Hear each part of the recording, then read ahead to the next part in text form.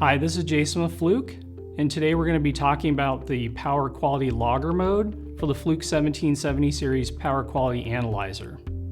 So we're going to go ahead and we're going to start by tapping PQ logger, and it's going to bring us into a screen allowing us to go through and make adjustments of our setting parameters.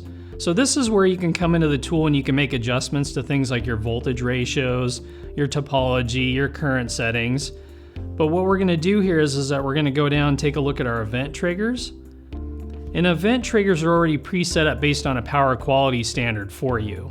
So you don't actually need to go in and modify these unless you want to make changes from a standard. But otherwise they're already preset up for you. We also have the ability to scroll down and we can make modifications to the transient triggering. We have rapid voltage changes as well as it can do inrush capture. So if we go to the session settings, we have the ability here to create a name for the configuration as well as a description, so when you record the files later you'll know what they were referencing. We can also pick a duration here, and the duration allows us to pick how long we want to record for. So this duration, we give you some presets here. So let's pick 30 days for example.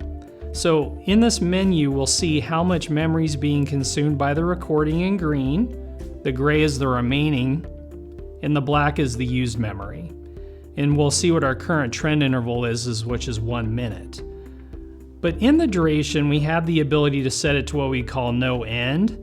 So no end essentially allows us to record limitlessly up till the memory fills up, and then it would just overwrite itself.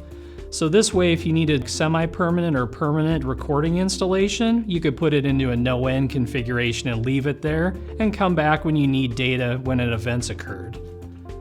We're going to go ahead and tap done here. So we also have trend interval. So trend interval ties into the resolution of the trending data itself, which will be min, max, and average trend data. So the trend interval here will be 1 minute, but we can set it for as low as 1 second, or we can increase the time for increasing the length of time recording that we have. And so in this case, it doesn't have anything to do with your event capture. Events are still captured when they happen. So we're done here. So we also have an option here, Harmonics. So for Harmonics setup, we can do store interharmonics. We can do 3-second harmonic data, which would be for IEEE 519 purposes as an example. We can also store 10-minute super harmonics, which are 2 to 30 kilohertz harmonic frequencies. And once we pick these, it'll also show us how much memory consumption is taking place from those parameters, letting us know the max record time. I'm going to go ahead and tap done here. So the next step is to verify configuration. So once we've verified our settings are correct, if we go to verify connection on the screen here, go ahead and tap verify connection. So that'll put us into a screen here which shows our live active voltages, our power as well, and also our current numbers. So if we go ahead and we click verify phasor, we get our vector diagram, and we can also go to verify scope and look at waveform data. And we can also go to the topology, where we can change from a Y to delta here if we needed to, or a various power configuration.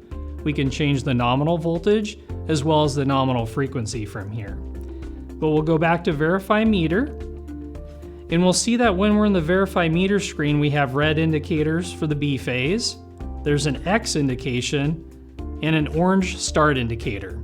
All of these tell us that there's a problem with the current configuration. And so what we can do here is that we have the option to correct digitally, or we can do autocorrect. So by tapping autocorrect here, the meter will go through and fix itself and correct the problems. So no needing to get back into the electrical panel, the fixes are all in place. And so now we'll see that we have start as green. So I can go ahead and tap start here to initiate the recording session. And so right now we'll see that this recording is started. So we have REC at the top of the screen, and we also have a flashing green power indicator indicating that the recording is indeed in progress. And this concludes the setup of the PQ logger mode for the Fluke 1770 series power quality analyzer.